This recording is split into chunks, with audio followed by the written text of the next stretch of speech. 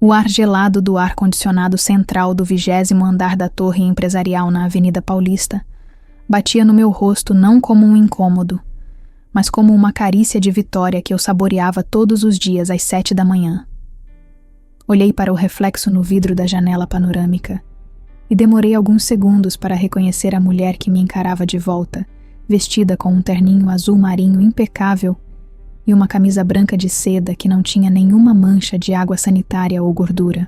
A cidade de São Paulo se estendia lá embaixo como um tapete de concreto infinito, com seus carros parecendo formigas apressadas, e eu sentia uma vertigem boa, a sensação de estar no topo do mundo depois de ter passado a vida inteira rastejando no chão. Eu não era mais a Louvaine da faxina, a mulher que entrava pelos fundos e comia a marmita fria num canto escondido da área de serviço, para não incomodar os patrões. Agora eu tinha um crachá com o meu nome impresso em letras garrafais, um cordão preto pendurado no pescoço que atestava a minha identidade e a minha importância dentro daquela engrenagem corporativa gigantesca. A minha mesa ficava num canto estratégico do departamento de arquivo e logística, um lugar que para muitos parecia monótono, mas que para mim era um templo de ordem e paz, onde eu reinava absoluta. Eu passava o dia cercada pelo cheiro de papel novo, tinta de impressora e aquele aroma sutil de café expresso que vinha da máquina do corredor, perfumes que substituíram o cheiro azedo de mofo e desinfetante barato que impregnou a minha pele por décadas. O meu trabalho exigia organização, paciência e um olho clínico para detalhes, qualidades que eu desenvolvi na marra criando 3 filhos com pouco dinheiro e administrando uma casa que estava sempre prestes a desabar. Descobri que a mesma habilidade que eu usava para fazer 1 quilo de arroz render para 5 pessoas servia perfeitamente para otimizar os estoques de material de escritório de uma multinacional. Eu observava os meus colegas de trabalho, a maioria jovens na casa dos 20 e poucos anos, com seus fones de ouvido gigantes e copos térmicos coloridos, sempre reclamando do cansaço ou da pressão. Eles bufavam quando o chefe pedia um relatório simples, reviravam os olhos para as reuniões e passavam metade do tempo rolando a tela do celular escondidos atrás dos monitores. Eu olhava para aquilo e sentia uma mistura de graça e pena, porque eles não faziam ideia do que era cansaço de verdade. Aquele cansaço que dói nos ossos depois de esfregar 3 banheiros e lavar um tanque de roupa à mão.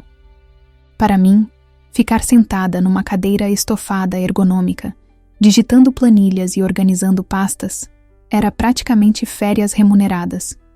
Um luxo que eu agradecia a Deus a cada hora que passava.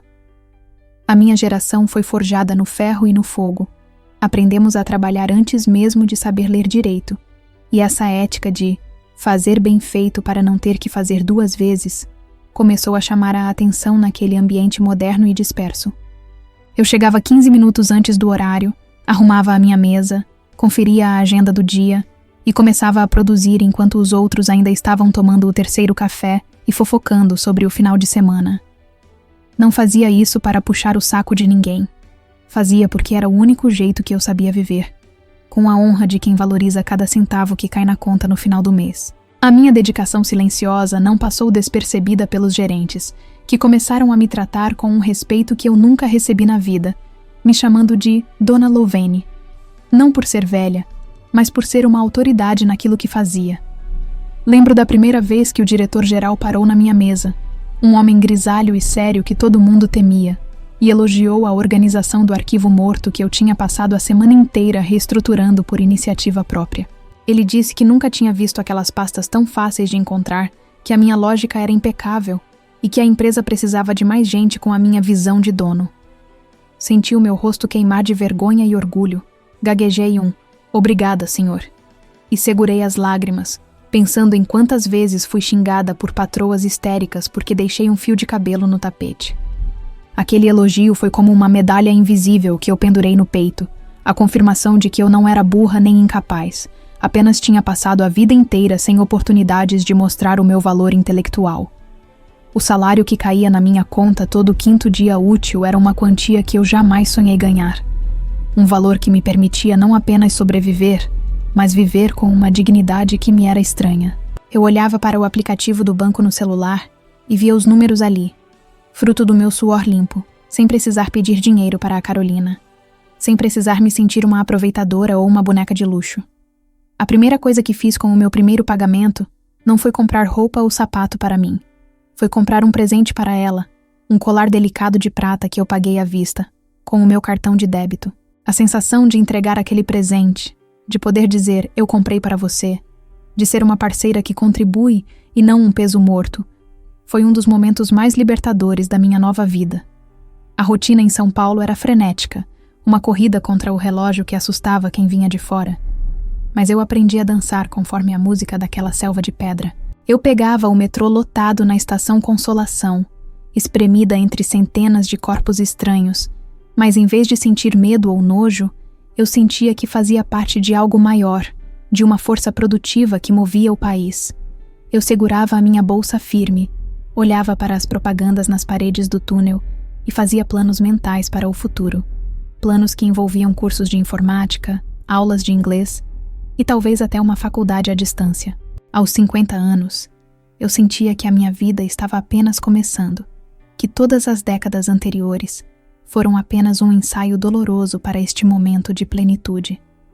No escritório, eu era a mãezona discreta, aquela que sempre tinha um analgésico na bolsa para a dor de cabeça da estagiária ou um conselho sensato para o colega que estava sofrendo por amor. Eles vinham até a minha mesa em busca de conforto, sentando na beirada da cadeira para desabafar, e eu ouvia com a paciência de quem já viu de tudo, oferecendo palavras simples que pareciam acalmar as tempestades nos copos d'água deles. Eu me sentia útil, querida e respeitada, preenchendo o vazio da maternidade, cuidando daqueles meninos e meninas que estavam perdidos na ansiedade da vida moderna. Mas sempre mantinha uma barreira, um limite claro sobre a minha vida pessoal, desviando de perguntas sobre marido ou família com respostas vagas e sorrisos misteriosos. A Carolina, no começo, ficou com ciúmes do meu trabalho, achando que eu ia me cansar, que eu não precisava passar por aquilo, que o dinheiro dela dava para as duas viverem como rainhas. Tivemos conversas longas e difíceis, onde eu precisei explicar, com toda a delicadeza do mundo, que o trabalho não era sobre dinheiro, era sobre identidade. Expliquei que eu precisava saber quem eu era longe dela, longe da cama, longe do apartamento chique. Eu precisava ter um propósito que fosse só meu, para poder amá-la como uma igual e não como uma dependente. Ela chorou, fez bico, mas acabou entendendo. E agora ela me esperava chegar em casa com os olhos brilhando, orgulhosa da mulher de negócios que eu estava me tornando.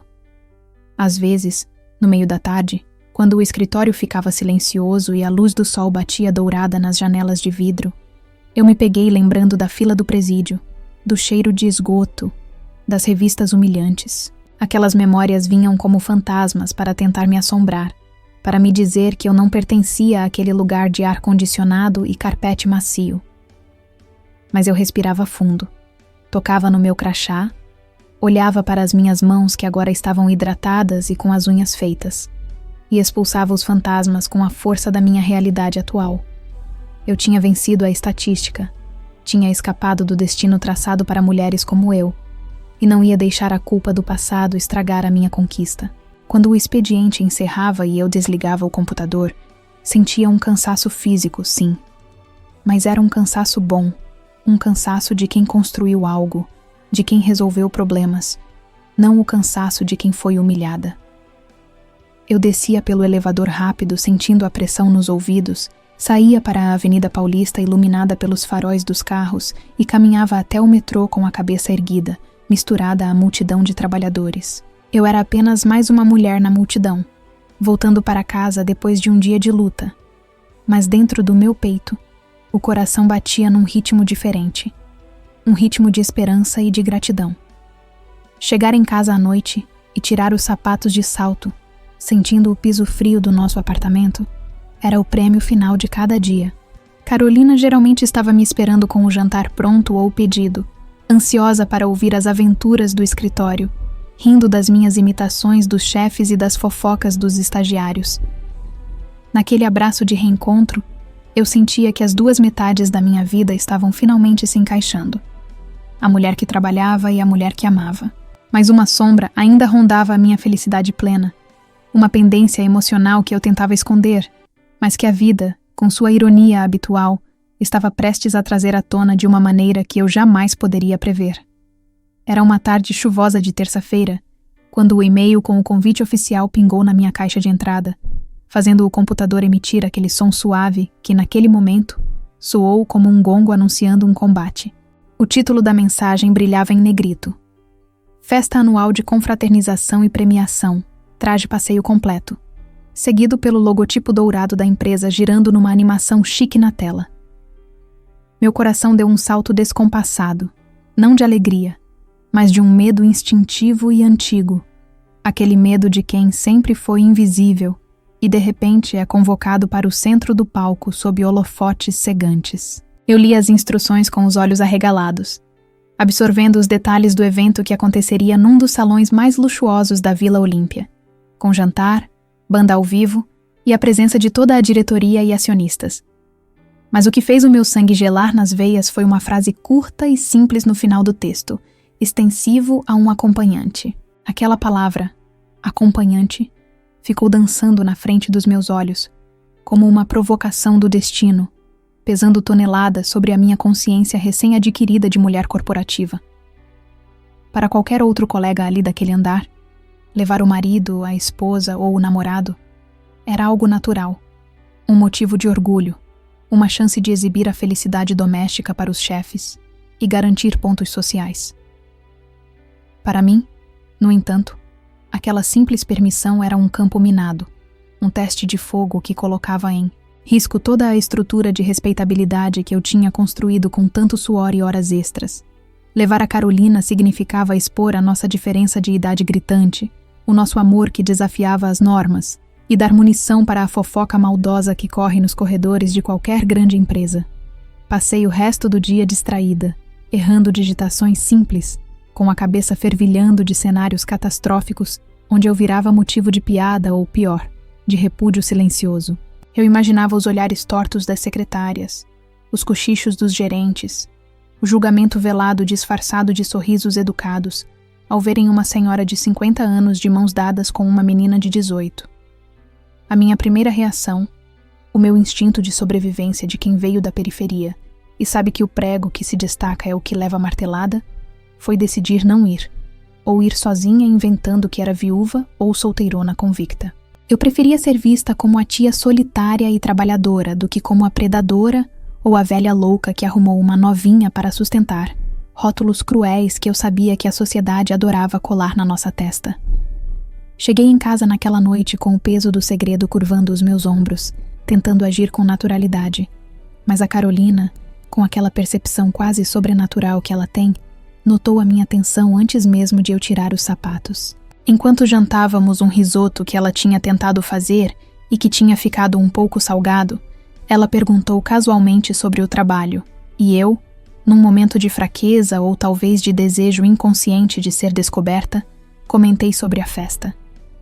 Os olhos dela se iluminaram instantaneamente, com aquele brilho azul de entusiasmo infantil que sempre me desarmava, e ela começou a fazer 1000 perguntas sobre o local, a roupa, a música. Ela assumiu, com uma inocência dolorosa, que iria comigo, que seríamos o casal mais elegante da noite, sem sequer cogitar que a presença dela pudesse ser um problema para a minha carreira. Tentei dissuadi-la com desculpas esfarrapadas, dizendo que seria uma festa chata, cheia de discursos corporativos longos, gente velha falando de metas e lucros, e que ela ficaria entediada em meia hora. Disse que o ambiente era muito formal, careta, que não tinha nada a ver com o mundo vibrante e jovem dela, tentando protegê-la da rejeição e me proteger da exposição. Mas a Carolina, apesar da pouca idade, não era boba. Ela largou o garfo no prato com força, fazendo um barulho seco de metal contra a louça, e me olhou com uma seriedade adulta que me fez engolir em seco. Ela perguntou, com a voz embargada e direta, se eu tinha vergonha dela, se eu tinha vergonha de sermos quem éramos na frente das pessoas importantes do meu trabalho. Aquela pergunta foi como um tapa na cara, ardendo na minha pele e na minha alma, porque no fundo, bem lá no fundo, havia uma verdade feia nela que eu não queria admitir. Eu não tinha vergonha dela, eu a amava mais do que tudo. Mas eu tinha vergonha do preconceito. Tinha medo de perder o respeito que levei 50 anos para conquistar. Tentei explicar isso para ela, gaguejando, segurando as mãos dela por cima da mesa, dizendo que o mundo corporativo era cruel e conservador e que eu só queria nos proteger. Mas ela puxou as mãos e se levantou, dizendo que se eu quisesse ser respeitada de verdade, teria que ser inteira, sem esconder a parte mais bonita da minha vida, e que se eu fosse sozinha, estaria concordando com o preconceito deles. Ficamos num silêncio pesado naquela noite, dormindo de costas uma para a outra, com um abismo de mágoa separando nossos corpos na cama king size. No dia seguinte, acordei decidida a não deixar o medo vencer, a não ser covarde com a mulher que me tirou do inferno. Mandei uma mensagem para ela no meio da manhã, curta e cheia de significado.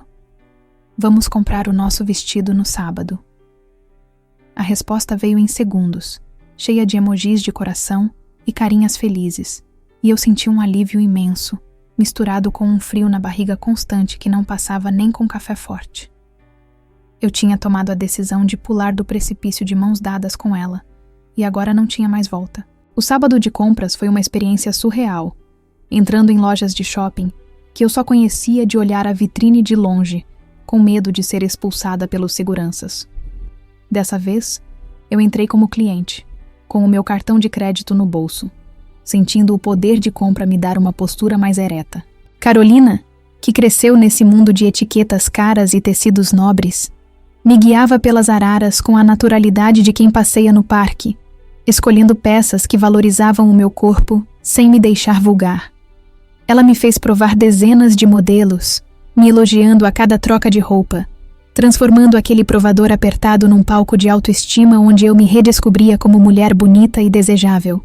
Acabei escolhendo um vestido longo de seda azul marinho, discreto, mas com um caimento impecável que desenhava a minha cintura e deixava os ombros levemente à mostra. Uma elegância sóbria que condizia com a minha idade e cargo.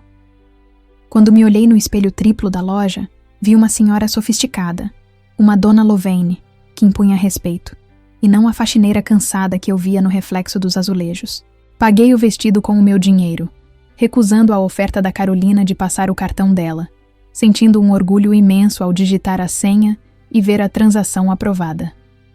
Aquele vestido não era apenas um pedaço de pano, era a minha armadura para a batalha social que eu iria enfrentar. Carolina escolheu para ela um vestido preto clássico, minimalista, de uma marca famosa que eu não sabia pronunciar o nome, que a deixava com ar de modelo internacional. Ela disse que queria ir básica, para não chamar mais atenção do que eu, para que a noite fosse minha. Uma generosidade que me comoveu. Voltamos para casa cheias de sacolas, rindo e tomando sorvete, parecendo duas amigas ricas num dia de folga. E por algumas horas eu consegui esquecer o pavor do julgamento alheio. A cumplicidade entre nós era tão forte que eu comecei a acreditar que, talvez, o amor fosse mesmo um escudo capaz de repelir qualquer olhar torto. A noite da festa chegou trazendo uma tempestade de ansiedade que fez minhas mãos tremerem na hora de passar o delineador. Nos arrumamos juntas no banheiro grande, ouvindo música suave para acalmar os nervos, num ritual de intimidade que misturava perfume, laquê e carinho. Eu olhava para ela terminando de arrumar o cabelo loiro e sentia o peito inchar de amor e medo, pensando em como ela era corajosa por querer enfrentar o mundo ao meu lado. Ela me ajudou a fechar o zíper do vestido, beijou meu ombro nu e sussurrou no meu ouvido que eu estava deslumbrante, que eu era a rainha daquela noite e que nada de ruim ia acontecer. Quando o carro de aplicativo preto parou na portaria do prédio, respirei fundo, enchendo os pulmões de coragem como quem vai mergulhar em águas profundas. Peguei a minha bolsa de festa pequena, verifiquei se o convite digital estava no celular e estendi a mão para a Carolina. Ela entrelaçou os dedos longos e finos nos meus com firmeza, um toque que dizia: "Estamos juntas", e caminhamos para o elevador.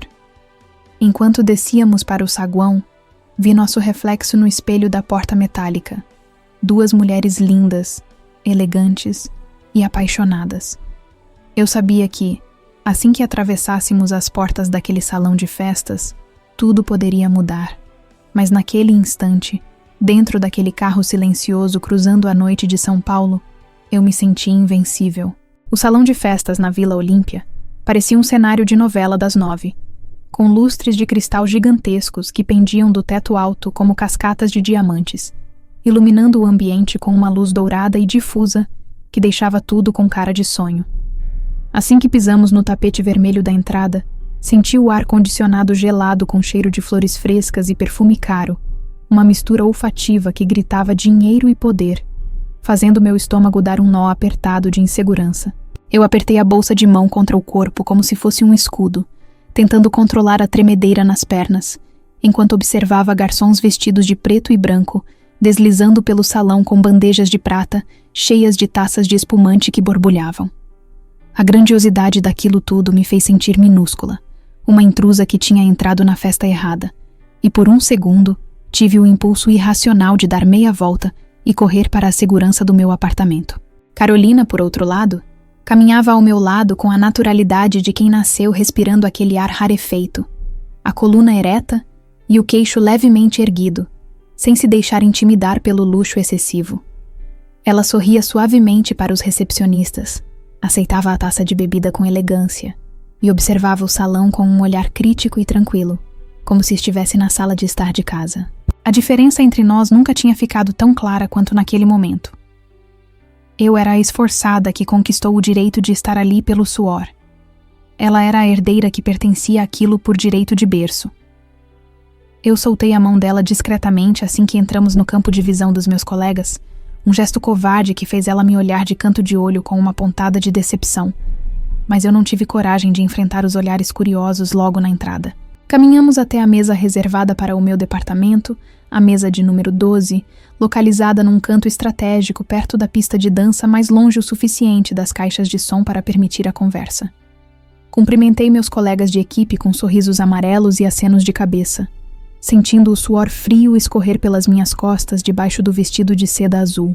Eles estavam todos lá, arrumados e cheirosos, acompanhados de seus maridos e esposas de idades compatíveis, formando casais que pareciam recortes de revistas de família feliz. Quando puxei a cadeira para a Carolina sentar ao meu lado, senti o peso dos olhares sobre nós, aquela curiosidade silenciosa e educada de quem está tentando entender o que aquela menina deslumbrante estava fazendo com a senhora do arquivo. A conversa na mesa começou tímida, girando em torno de amenidades sobre o trânsito, a comida e a decoração, aquele papo furado corporativo que serve para preencher o silêncio e evitar assuntos polêmicos. Para minha surpresa e alívio, Carolina se enturmou rapidamente, usando todo o seu repertório cultural e a sua educação refinada para encantar as pessoas ao redor. Ela falava sobre vinhos com o gerente de contabilidade, comentava sobre a arquitetura do salão com a esposa do supervisor, tudo com uma simpatia cativante que desarmava qualquer preconceito inicial. Eu a observava com um misto de orgulho e pavor, vendo como ela navegava naquele mar de tubarões com a graça de um golfinho, enquanto eu permanecia tensa, apenas concordando com a cabeça e bebendo água para não secar a garganta. O jantar foi servido, pratos bonitos com nomes franceses que eu mal sabia pronunciar, e o ambiente foi ficando mais relaxado à medida que o vinho era consumido, e as risadas ficavam mais altas. Eu comecei a baixar a guarda, pensando que talvez, apenas talvez, a minha paranoia fosse infundada e que ninguém estivesse realmente se importando com quem eu tinha levado. A Carolina tocou o meu joelho por baixo da toalha comprida da mesa, um carinho invisível e secreto que me mandou uma descarga elétrica de conforto, me lembrando de que eu não estava sozinha naquela trincheira de taças de cristal. Relaxei os ombros, respirei fundo e me permiti sorrir de verdade pela primeira vez na noite, achando que o pior já tinha passado e que agora era só aproveitar a sobremesa. Foi então que vi o Sr. Almeida se aproximando da nossa mesa, caminhando com aquele passo lento e imponente de quem manda em tudo, segurando uma taça de uísque e distribuindo tapinhas nas costas dos funcionários. Ele era um dos diretores mais antigos da empresa, um senhor de cabelos brancos e sorriso paternal que sempre foi muito gentil comigo, elogiando minha pontualidade e minha letra de professora. O meu coração acelerou novamente, porque a presença dele exigia uma postura de respeito máximo, e eu me ajeitei na cadeira, limpando a boca com o guardanapo de tecido, pronta para fazer a sala social obrigatória. Ele parou ao lado da minha cadeira, colocou a mão pesada e quente no meu ombro nu e sorriu para a mesa toda, fazendo todos se calarem em reverência. Dona Louvain, a nossa guardiã da ordem, ele exclamou com a voz grave e bonachona, fazendo alguns colegas rirem respeitosamente. Estava comentando com os outros diretores que se tivéssemos mais 3 de você, essa empresa funcionaria como um relógio suíço. É um prazer ter você aqui conosco celebrando mais um ano de vitórias. Eu agradeci, corando violentamente, balbuciando palavras de gratidão, sentindo o reconhecimento massagear o meu ego na frente de todo mundo. Era o momento perfeito, a consagração profissional que eu tanto almejava, a prova de que eu tinha vencido na vida honestamente. Mas então, o olhar do Sr. Almeida se desviou de mim e pousou na Carolina, que estava sentada ao meu lado, sorrindo educadamente com aquela beleza que iluminava o ambiente penumbroso. Os olhos do diretor brilharam com uma admiração genuína e paternal, e ele abriu um sorriso ainda mais largo, virando-se para mim com uma expressão de descoberta encantada. Ele não tinha maldade no olhar, não tinha malícia, apenas a suposição lógica e estatística de um homem conservador que vê uma senhora de 50 anos ao lado de uma jovem de 20. O tempo pareceu desacelerar, como se o ar tivesse ficado espesso e difícil de respirar, e eu soube o que ele ia dizer antes mesmo de ele abrir a boca.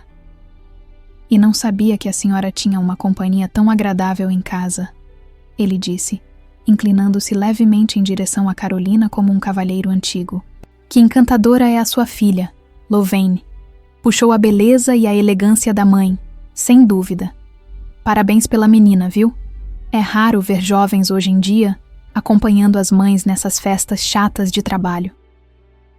A frase pairou no ar sobre a mesa de jantar, como uma nuvem tóxica, congelando os sorrisos, parando os garfos no meio do caminho, silenciando as conversas paralelas. O som daquelas palavras, sua filha, ecoou dentro da minha cabeça como um gongo desafinado, destruindo em milésimos de segundo toda a fantasia de normalidade que eu tentava sustentar. Eu senti o sangue fugir do meu rosto, deixando minhas extremidades geladas, enquanto o meu estômago despencava para algum lugar perto dos meus sapatos de salto alto. O silêncio que se instalou na mesa 12 foi ensurdecedor. Um vácuo constrangedor onde ninguém sabia para onde olhar, todos esperando a minha reação, a minha correção ou a minha confirmação. Eu travei. A minha garganta fechou, seca como o deserto, e eu fiquei encarando o diretor com olhos arregalados de pânico, incapaz de emitir um som, incapaz de respirar. A tentação de concordar, de sorrir e dizer "Obrigada, é minha caçula", foi avassaladora. Uma saída de emergência fácil e segura que preservaria a minha imagem e acabaria com o constrangimento ali mesmo. Seria uma mentira branca, inofensiva para ele, mas mortal para nós. Eu senti o olhar da Carolina queimando na lateral do meu rosto. Um olhar pesado, expectante, esperando para ver se eu a negaria pela segunda vez, se eu a reduziria ao papel de filha para salvar a minha pele corporativa. O peso da escolha esmagou o meu peito. A segurança da mentira ou o abismo da verdade. O Sr. Almeida continuava sorrindo, alheio ao terremoto emocional que tinha causado, esperando uma resposta simples para o seu elogio simpático. Os meus colegas de mesa trocavam olhares nervosos, alguns já sabendo ou desconfiando da verdade, outros confusos com a minha paralisia. Os segundos se arrastavam, transformando-se em horas de tortura psicológica, e eu me senti nua, exposta, uma fraude prestes a ser desmascarada. Eu precisava falar, precisava fazer alguma coisa, mas o medo tinha roubado a minha voz e sequestrado a minha coragem, me deixando ali, estátua de sal no meio do salão de cristal. O silêncio que se seguiu à frase do diretor foi uma eternidade comprimida em alguns segundos. Um vácuo onde o meu pânico gritava tão alto que eu achei que os vidros das janelas fossem estourar. Eu sentia o olhar de cada pessoa da mesa cravado na minha pele como agulhas finas, esperando para ver se eu cometeria o crime da negação ou o suicídio da confissão. Minha boca estava seca, colada, E por mais que o meu cérebro mandasse o comando para falar, para explicar, para fazer qualquer coisa, o meu corpo de 50 anos, treinado na obediência e no medo, se recusava a mover um músculo. Eu vi a decepção começar a brotar nos olhos azuis da Carolina. Uma sombra de tristeza por perceber que, na hora da verdade, a mulher que ela amava era apenas uma covarde preocupada com o emprego. O Sr. Almeida mantinha o sorriso congelado, começando a perceber que tinha cometido uma gafe, mas sem entender exatamente a dimensão do buraco que tinha cavado. Foi então que senti a mão da Carolina apertar a minha por cima da toalha de mesa, não com raiva, mas com uma firmeza protetora que me trouxe de volta à terra. Ela não esperou que eu me defendesse, não esperou que eu a salvasse. Ela assumiu o controle da narrativa com a coragem que a juventude e a liberdade lhe davam. Ela levantou o queixo, virou-se para o diretor com um sorriso doce, porém carregado de uma autoridade que fez ele piscar confuso, e soltou a mão da minha para erguer a taça de vinho num brinde silencioso. A postura dela mudou, deixando de ser a menina bonita decorativa para se tornar uma mulher que reivindica o seu espaço no mundo. O senhor é muito gentil com os elogios, Dr. Almeida. E eu fico lisonjeada com a comparação, pois a Lovane é a mulher mais bonita que eu conheço. Ela começou, com a voz clara e melódica, projetando as palavras para que todos na mesa ouvissem sem esforço. Mas o senhor cometeu um pequeno equívoco, muito comum, aliás. Eu não tenho a sorte de ser filha dela, nem tenho o sangue dela correndo nas minhas veias. Ela fez uma pausa dramática, calculada, mantendo o contato visual com um homem poderoso à nossa frente, sem baixar a guarda nem por um segundo. A mesa inteira prendeu a respiração, sentindo a eletricidade estática da revelação iminente arrepiar os pelos dos braços. Carolina deslizou a mão novamente para a minha, entrelaçando nossos dedos em cima da mesa, à vista de todos, expondo a nossa aliança de carne e osso sob a luz dos lustres de cristal. Eu sou a namorada dela, ela disse, pronunciando cada sílaba com orgulho, sem pressa, saboreando a verdade como se fosse um vinho de safra especial. Na verdade, eu sou a mulher que tem o privilégio de dividir a vida, a casa e os sonhos com ela. A Lovane não é minha mãe. Ela é o amor da minha vida. A frase caiu sobre a mesa como um relâmpago, iluminando os cantos escuros do preconceito, transformando o choque em algo palpável e inegável.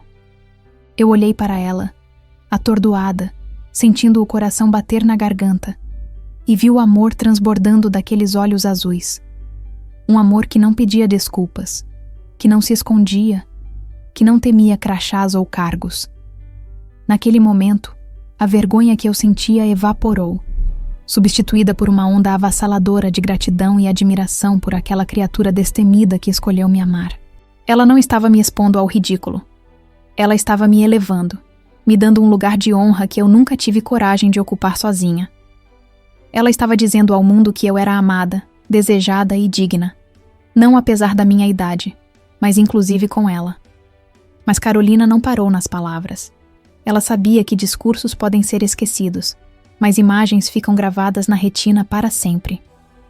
Ela se virou para mim, ignorando completamente a plateia de engravatados, e segurou o meu rosto com as duas mãos, com uma delicadeza que contrastava com a força do momento. Eu te amo, Lou, ela sussurrou, alto o suficiente para eu ouvir, e se inclinou sobre a cadeira, fechando a distância entre nós. Eu fechei os olhos, rendida, e senti os lábios dela tocarem os meus, não com um beijo de afronta, mas com um beijo de ternura e posse. Foi um beijo suave, demorado, respeitoso, mas inequivocamente romântico, selando a nossa verdade diante da alta cúpula da empresa. Senti o gosto do batom dela, senti o calor da respiração dela, e por alguns segundos, o salão de festas desapareceu, o medo do desemprego desapareceu, o julgamento alheio desapareceu. Ali, naquele beijo, eu deixei de ser a funcionária padrão, a viúva discreta, a mulher assexuada. Eu me tornei, finalmente, a protagonista da minha própria história de amor. Foi um ato político de afeto, uma revolução silenciosa feita de lábios e coragem no meio da Vila Olímpia. Quando ela se afastou, devagar, os meus olhos estavam cheios de lágrimas, e eu vi que os dela brilhavam com uma travessura vitoriosa. O silêncio na mesa ainda era absoluto, mas a tensão tinha mudado de qualidade. Não era mais o silêncio do constrangimento, era o silêncio do respeito, do impacto de ver algo tão genuíno num lugar tão artificial. Eu me virei para o Sr. Almeida, esperando a sentença, esperando a demissão, esperando o desprezo, pronta para pegar a minha bolsa e sair dali de cabeça erguida ao lado da minha mulher. O diretor, no entanto, era um homem vivido, inteligente e, acima de tudo, um homem que sabia reconhecer coragem quando havia. Ele piscou algumas vezes, processando a informação, o rosto passando da surpresa para a compreensão, e então abriu um sorriso largo e sincero, balançando a cabeça em negativa como quem ri da própria falha. "Ora, vejam só, eu e a minha boca grande", ele disse, soltando uma gargalhada rouca que quebrou o gelo instantaneamente. "Peço 1000 perdões pelo engano, minha jovem. E devo dizer, Louvain, que você tem muito bom gosto. Amor é amor, e deve ser celebrado onde quer que floresça." Ele levantou a taça de uísque mais alto e propôs um brinde improvisado, olhando nos meus olhos com uma aprovação que valia mais do que qualquer bônus salarial. A felicidade da nossa melhor funcionária e da sua namorada. Saúde. O gesto dele foi o sinal verde que todos esperavam, a permissão hierárquica para aceitar a novidade. Um a um, os meus colegas de mesa levantaram suas taças, alguns ainda meio atordoados, outros sorrindo de verdade, repetindo o saúde num coro tímido, mas audível. O som dos vidros se tocando soou como música, a trilha sonora da minha libertação. Eu bebi o espumante num gole só, sentindo as bolhas fazerem cócegas na garganta, sentindo o calor subir pelas bochechas. Mas dessa vez, não era de vergonha, era de alívio e felicidade pura. Apertei a mão da Carolina debaixo da mesa, devolvendo o gesto de proteção, e ela piscou para mim, cúmplice, sabendo que tínhamos acabado de vencer uma guerra sem disparar um único tiro. O resto do jantar correu num clima diferente, mais leve, mais verdadeiro. As pessoas faziam perguntas sobre nós, sobre como nos conhecemos, com uma curiosidade respeitosa, e eu respondia pela primeira vez na vida, sem mentir, sem inventar, sem me esconder. Quando a banda começou a tocar e o jantar acabou, eu não quis ir embora correndo como tinha planejado. Eu fiquei ali, sentada ao lado da minha namorada, vendo os casais irem para a pista, sentindo que eu pertencia àquele lugar tanto quanto qualquer um deles. Eu tinha sobrevivido ao teste de fogo, tinha quebrado a máscara da hipocrisia e, mais importante, tinha descoberto que o mundo não acaba quando a gente decide ser feliz. A gafe do diretor, que poderia ter sido o meu fim, acabou sendo o meu começo, o empurrão que faltava para eu sair do armário corporativo e respirar o ar puro da verdade. A saída da festa foi triunfal, não porque houvesse aplausos ou confetes, mas pela leveza que eu sentia nos meus próprios passos, como se tivesse deixado uma armadura de chumbo caída debaixo daquela mesa de jantar. Caminhamos até a saída de mãos dadas, sem soltar nem por um segundo, cruzando o saguão com a cabeça erguida, retribuindo os sorrisos de despedida dos colegas com uma naturalidade que eu desconhecia possuir. O ar noturno da Vila Olímpia estava frio, mas a adrenalina que corria nas minhas veias me mantinha aquecida, uma fogueira interna alimentada pela coragem que a Carolina tinha me emprestado naquela noite. Entramos no carro de aplicativo que nos esperava, e assim que a porta bateu, isolando-nos do mundo lá fora, o silêncio que se instalou não foi pesado, mas carregado de uma eletricidade estática prestes a explodir. O motorista dirigia pelas avenidas iluminadas de São Paulo, alheio ao terremoto emocional que acontecia no banco de trás, enquanto eu olhava para a Carolina com uma mistura de devoção e incredulidade. Ela estava recostada no banco de couro, olhando a cidade passar pela janela, com o perfil iluminado pelas luzes dos postes que passavam rápidos, parecendo uma deusa urbana cansada de salvar mortais. Eu estiquei a mão e toquei o rosto dela, virando-a para mim, precisando confirmar que ela era real, que aquela mulher destemida que enfrentou a diretoria por minha causa não era um delírio da minha mente carente. Ela sorriu, aquele sorriso cansado e satisfeito de quem cumpriu uma missão difícil, e pegou a minha mão.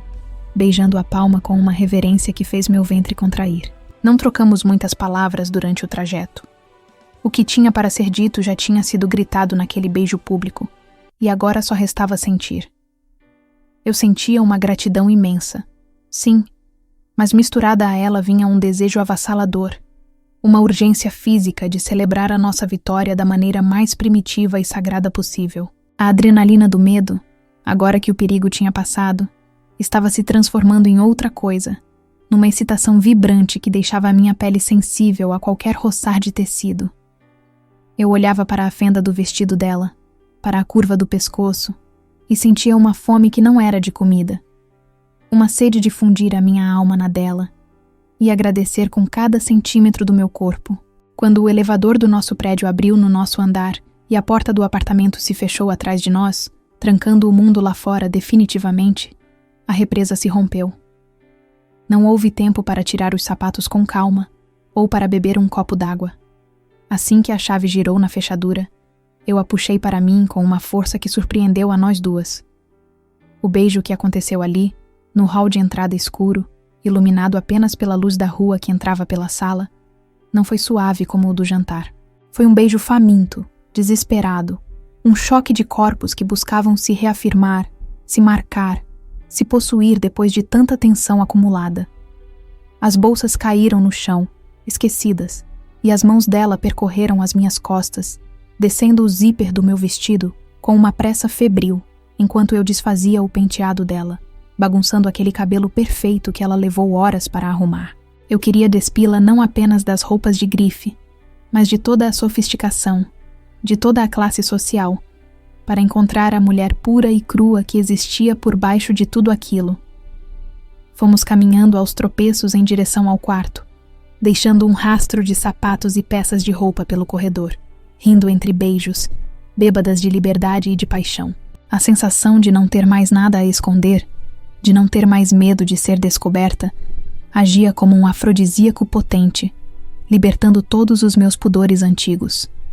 Caímos na cama king size, envoltas nos lençóis de fios egípcios, com a luz da cidade entrando pela janela panorâmica e desenhando sombras nos nossos corpos entrelaçados.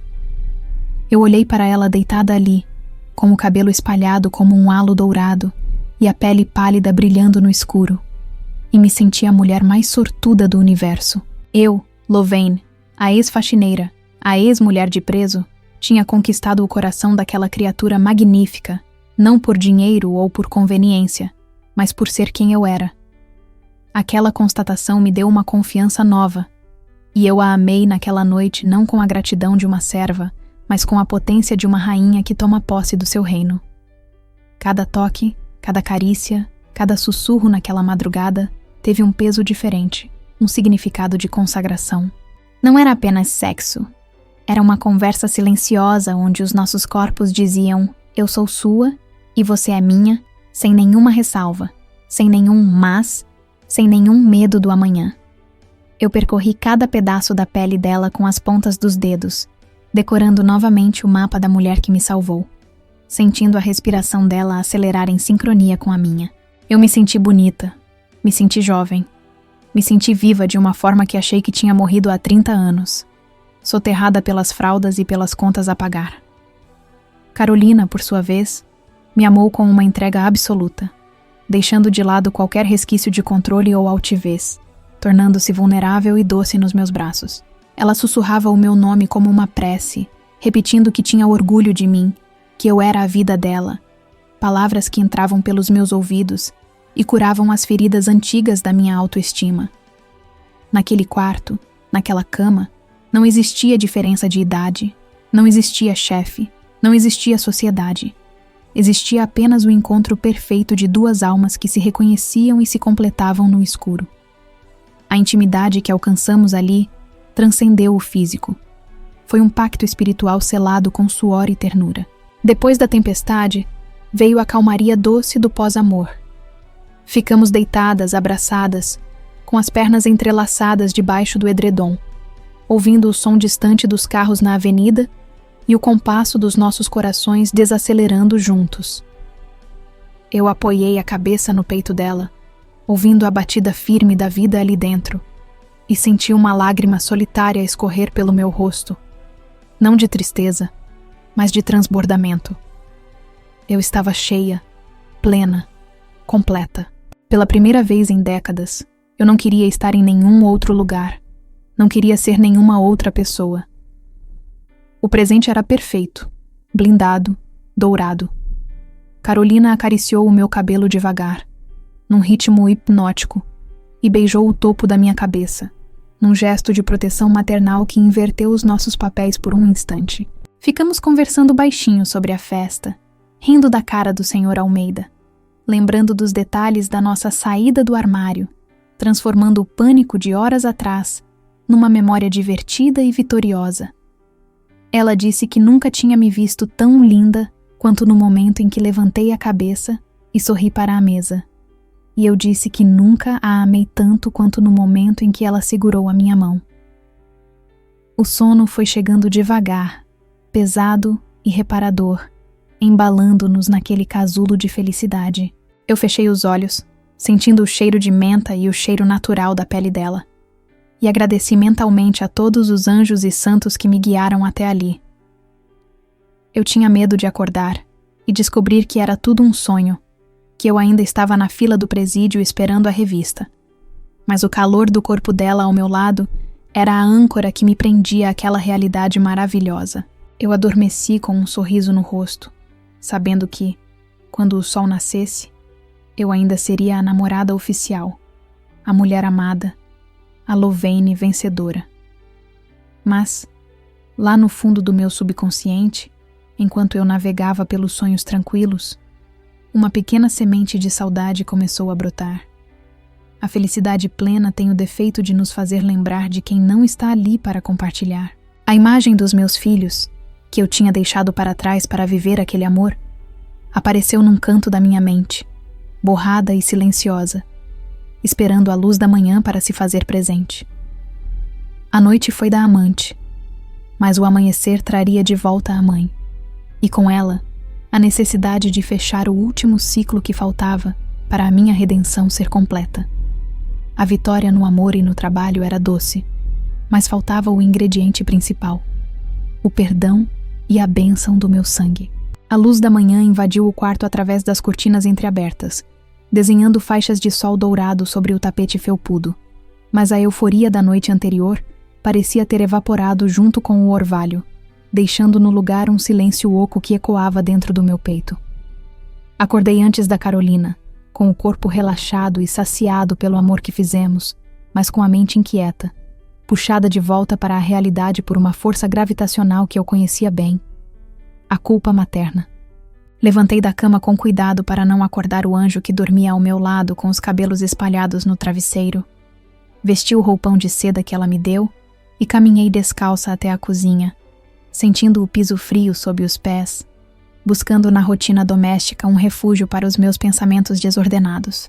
O apartamento estava impecável, silencioso, cheirando a limpeza e riqueza, um contraste violento com as manhãs caóticas e barulhentas da minha vida antiga, onde a essa hora eu já estaria gritando para os meninos acordarem para a escola e fritando ovos numa frigideira velha.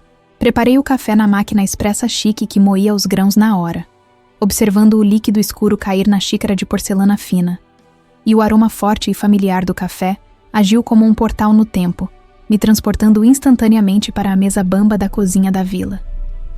Sentei na banqueta alta da bancada de mármore, segurando a xícara quente com as duas mãos, e tirei o celular do bolso do roupão, desbloqueando a tela com um suspiro pesado. Meus dedos foram direto para a galeria de fotos, ignorando as mensagens de parabéns dos colegas de trabalho pela festa, e pararam na pasta Família, aquele arquivo digital que eu visitava como quem visita um santuário sagrado. A foto que eu abri era antiga, tirada num domingo de churrasco, onde os meus 3 meninos apareciam rindo, sujos de carvão, com os dentes tortos e os olhos brilhando de uma felicidade simples. Fiquei encarando aqueles rostos amados, dando zoom em cada detalhe, na cicatriz na testa do mais velho, no sorriso tímido do meio, na covinha do caçula, e senti uma dor física no centro do peito, como se uma mão invisível estivesse espremendo o meu coração. Eu estava ali, cercada de luxo, vestida de seda, amada por uma mulher maravilhosa, com um emprego de gerente, vivendo o sonho de qualquer pessoa. Mas eles não estavam. Eu estava comendo brioche enquanto eles, muito provavelmente, estavam comendo pão com margarina amanhecido, e essa desigualdade me fazia sentir uma traidora, uma mãe desnaturada que abandonou o ninho para voar sozinha. A vitória da noite anterior, o beijo na frente da diretoria, a aceitação dos colegas, tudo isso parecia pequeno e egoísta diante da ausência dos meus filhos. De que adiantava eu ser a Dona Louvain, respeitada na Avenida Paulista, se para os meus filhos eu era apenas uma voz distante no telefone, uma mãe que mandava dinheiro, mas não mandava abraço? A mentira que eu contava para eles, de que eu era apenas uma governanta que morava no emprego, pesava sobre mim como uma rocha. Eles achavam que eu estava me sacrificando, trabalhando dia e noite para sustentá-los, quando na verdade eu estava vivendo uma lua de mel eterna, e essa omissão me fazia sentir uma fraude, uma atriz interpretando o papel da mártir enquanto vivia como rainha.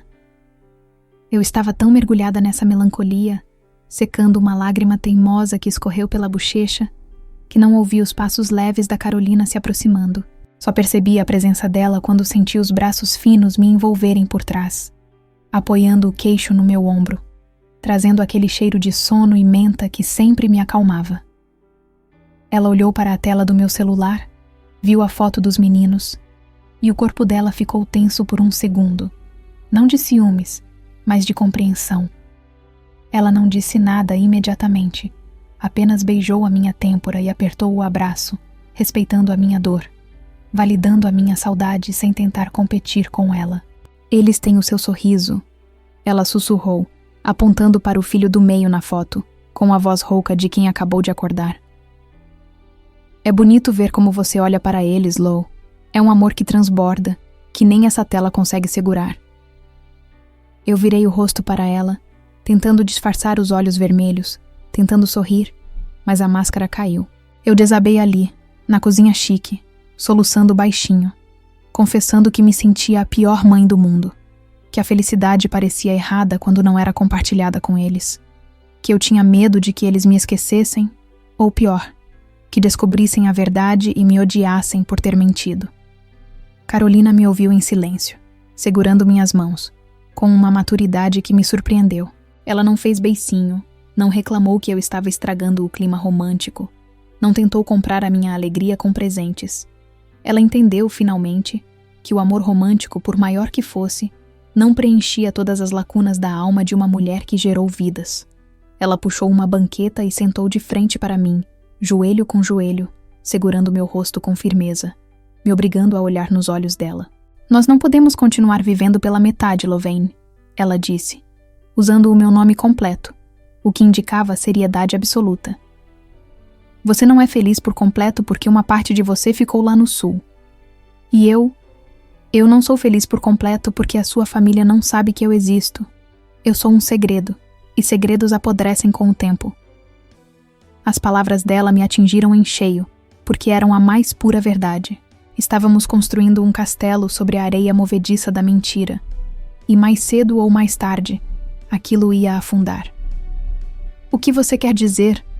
Perguntei, com medo da resposta, sentindo o estômago gelar. Carolina respirou fundo, como quem toma coragem para pular de um trampolim alto, e soltou a bomba que mudaria o rumo das nossas vidas novamente. Eu quero dizer que nós vamos para Porto Alegre, na próxima semana. Eu vou pedir folga na faculdade, você pede uns dias no trabalho. Eles te devem isso depois de ontem. Nós vamos lá, Ló. Juntas. Eu tentei argumentar, o pânico subindo pela garganta. Disse que era perigoso, que o Juliano podia saber, que os meninos não iam entender, que a cidade trazia lembranças ruins. Mas ela foi irredutível, cortando minhas desculpas com a lógica implacável de quem ama. O Juliano é passado, ele está trancado, e você pagou a dívida. Os seus filhos já são homens, Lou. Eles merecem a verdade. Eles merecem saber que a mãe deles é feliz, que é amada, que é uma gerente de sucesso. E eu quero ser apresentada. Não como a patroa, não como a amiga, como a sua namorada. A ousadia da proposta me deixou tonta. Apresentá-la como namorada? Para os meus filhos criados na vila, num ambiente machista e conservador? A ideia parecia suicídio emocional. Eu imaginava a reação deles, o choque, a repulsa, a vergonha. Mas então olhei para a Carolina, para a determinação nos olhos dela, e lembrei da noite anterior, da coragem que ela teve de me beijar na frente dos diretores. Se ela teve coragem de enfrentar o mundo dela por mim, quem era eu para não ter coragem de enfrentar o meu mundo por ela? Você tem certeza? Perguntei, a voz trêmula, buscando uma última chance de recuar. Eles podem não aceitar. Eles podem me expulsar. A gente pode perder tudo. Carolina sorriu, um sorriso triste e sábio. Se eles não aceitarem a sua felicidade, Lo, então eles não te merecem. Mas eu acho que você está subestimando o amor deles. E de qualquer forma, a gente nunca vai saber se ficar aqui escondida nesse apartamento. A gente precisa tentar. Por você. Por nós. Fiquei em silêncio, olhando para o café que já tinha esfriado, processando o desafio. Ela estava certa. Eu não podia ser uma leoa no trabalho e uma ratinha na vida pessoal. Eu tinha mudado, tinha crescido, e precisava dar aos meus filhos a chance de conhecerem essa nova Lorraine. Respirei fundo, sentindo o medo se misturar com uma esperança frágil, e balancei a cabeça afirmativamente. Tudo bem, sussurrei. Vamos para casa. Carolina não perdeu tempo. Pegou o celular dela ali mesmo, na bancada da cozinha, e abriu o aplicativo da companhia aérea. Eu fiquei observando os dedos ágeis dela, digitando as datas, escolhendo os assentos, comprando as passagens com a facilidade de quem compra um par de meias. Em 5 minutos o destino estava selado. Quarta-feira que vem, ela disse virando a tela para mim. Vou direto para Porto Alegre, saída de Guarulhos às 9 da manhã. Olhei para a confirmação da reserva na tela e senti um frio na barriga diferente. Não o frio do medo do presídio, mas o frio da expectativa de um acerto de contas com a vida. Eu estava voltando. Não como a esposa fracassada, não como a fugitiva, mas como uma mulher apaixonada que ia lutar pelo direito de unir as pontas da sua história. O café da manhã, que tinha começado com gosto de culpa, terminou com gosto de revolução. A viagem estava marcada, e o meu coração, embora acelerado, sabia que era a única direção possível para a cura completa. O avião iniciou os procedimentos de descida sobre Porto Alegre, e, ao olhar pela janela ovalada e ver as águas barrentas do rio Guaíba desenhando as curvas da cidade lá embaixo, senti o meu estômago despencar numa vertigem que não tinha nada a ver com a turbulência. Da última vez que vi aquela paisagem, eu estava chorando, encolhida numa poltrona de classe econômica, fugindo como uma criminosa com a alma em frangalhos e uma dívida moral nas costas. Agora, meses depois, eu retornava sentada na primeira fila, com espaço para as pernas e uma taça de espumante na mão. Mas o medo que me habitava era, curiosamente, mais agudo. Antes, eu fugia do ódio de um homem. Agora, eu corria em direção ao julgamento dos meus filhos, e a possibilidade de ver a decepção nos olhos deles doía muito mais do que qualquer ameaça do Juliano. O toque das rodas na pista do aeroporto Salgado Filho foi suave, mas para mim soou como um estrondo definitivo, o som de uma porta se fechando atrás de mim, me trancando novamente no território do meu passado. Carolina apertou a minha mão com força, percebendo a minha respiração ofegante, e sussurrou que estava tudo bem, que eu era uma vencedora voltando para casa, e não uma derrotada pedindo arrego. Desembarcamos no saguão movimentado, e o ar-condicionado do aeroporto não conseguiu disfarçar a familiaridade daquele ambiente. Eu conhecia o ritmo daquelas pessoas, o sotaque cantado dos gaúchos, o jeito de andar apressado. Mas eu me sentia uma estrangeira na minha própria terra, uma turista observando tudo através de uma lente nova, polida pelo dinheiro e pela distância. Quando as portas automáticas de vidro se abriram para a calçada externa, o vento minuano nos atingiu em cheio. Aquele vento, frio e cortante típico do sul que entra pelos ossos e ignora qualquer casaco. Eu fechei os olhos por um instante e deixei o vento bagunçar meu cabelo, sentindo o cheiro de umidade e terra molhada que me trouxe uma avalanche de memórias da vila, das roupas no varal que não secavam, das goteiras, da luta diária contra o clima. Mas então, senti o tecido nobre do meu blazer novo me aquecer. Senti o cheiro do perfume importado da Carolina ao meu lado e percebi que o frio não podia mais me machucar como antes. Eu não estava ali para esperar o ônibus lotado na chuva. Eu estava ali para pegar um táxi executivo em direção ao melhor restaurante da cidade. O trajeto até o local do encontro foi silencioso. Eu olhava as ruas de Porto Alegre passando pela janela do carro preto, reconhecendo esquinas, viadutos e parques, mas vendo tudo com um distanciamento estranho. Passamos longe do bairro do Presídio, uma rota que eu fiz questão de evitar, focando na Zona Norte, nos bairros arborizados e ricos que antes eu só frequentava para limpar o chão dos outros. Hoje, eu era a senhora que estava no banco de trás, sendo servida, e essa inversão de papéis me dava uma sensação de poder misturada com a síndrome da impostora. Será que a cidade sabia que eu era uma fraude? Será que as ruas reconheciam os meus passos de chinelo havaiana por baixo do meu escarpão de couro? Escolhi para o encontro uma churrascaria tradicional na Avenida Ipiranga, um lugar que é uma instituição na cidade, onde famílias de classe média vão aos domingos para comer carne nobre e celebrar aniversários. Eu passava na frente daquele lugar de ônibus e sentia o cheiro da gordura pingando na brasa, sonhando com o dia em que poderia levar meus filhos ali para comerem até não aguentarem mais. Hoje, eu tinha o cartão de crédito para pagar a conta sem olhar o preço, mas a fome tinha desaparecido completamente, substituída por um nó na garganta que me impedia até de engolir saliva. Entramos no salão amplo e barulhento, cheio de garçons correndo com espetos e o tilintar de talheres, e o maître nos conduziu até uma mesa redonda num canto mais reservado, que eu tinha reservado com antecedência. Sentamos lado a lado, eu e Carolina, de frente para as 3 cadeiras vazias que esperavam pelos meus juízes. O garçom, um rapaz simpático de bigode, veio imediatamente oferecer bebidas, e eu pedi uma água com gás, precisando de algo para acalmar a acidez no meu estômago. Carolina pediu um vinho tinto, tentando manter a aparência de normalidade, mas eu via que ela também estava nervosa, alisando a toalha de mesa branca compulsivamente, ciente de que estava prestes a entrar na cova dos leões para defender o nosso amor. Ela estava deslumbrante, como sempre, mas tinha escolhido uma roupa mais sóbria, uma calça de alfaiataria e uma blusa de gola alta, tentando parecer mais velha, mais séria, menos a menina rica que roubou a mãe deles. Fiquei olhando para o relógio na parede, contando os minutos que se arrastavam como horas. Eu tinha marcado para o 12:30, e os ponteiros marcavam 12:25.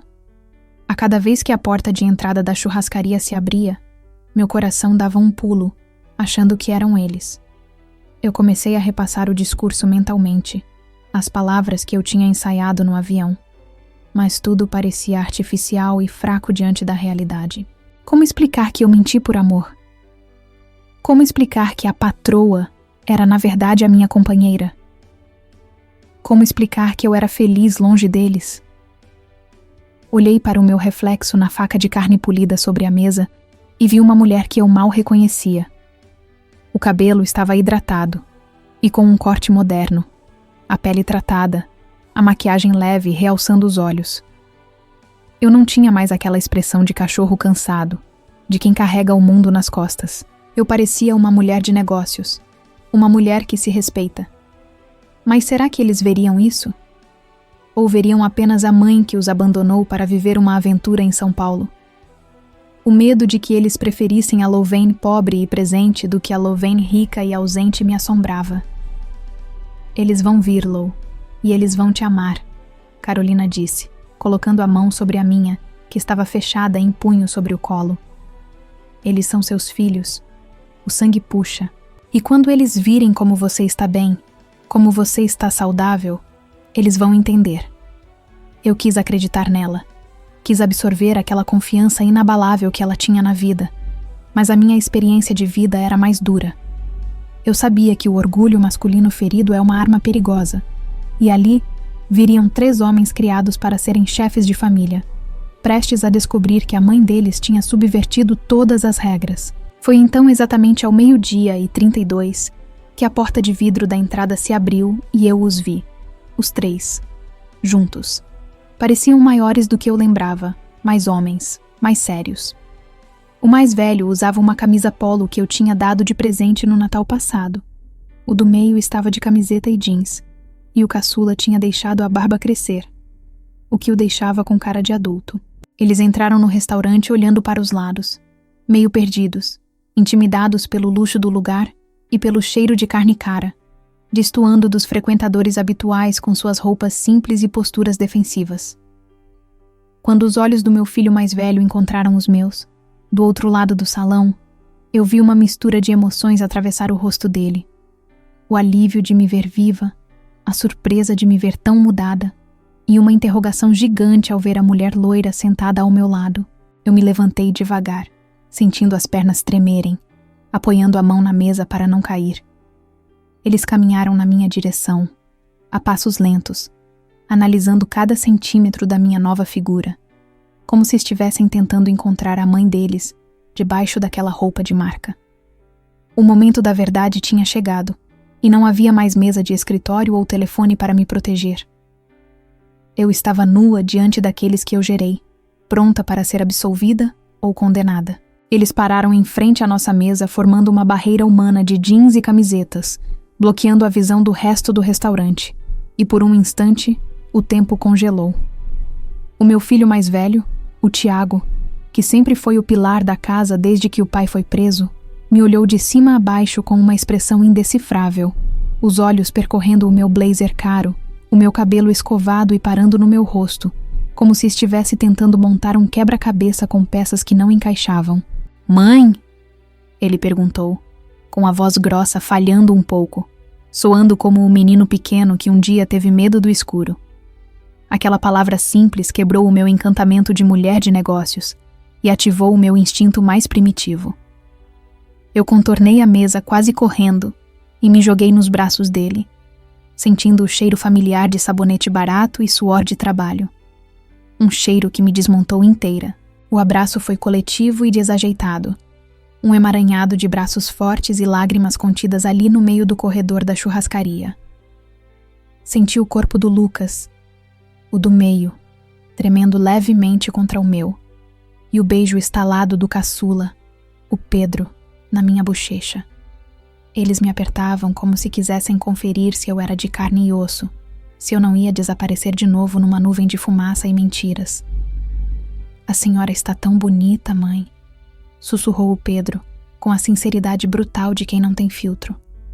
"Parece aquelas mulheres da televisão."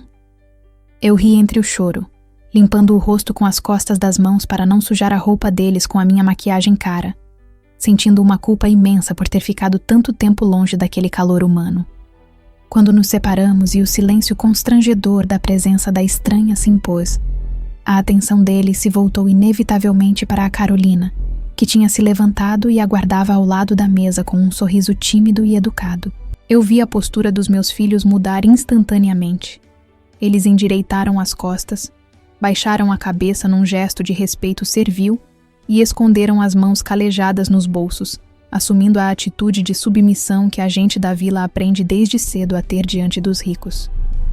"Boa tarde, senhora", disse o Tiago, dirigindo-se a ela com uma formalidade que me doeu na alma.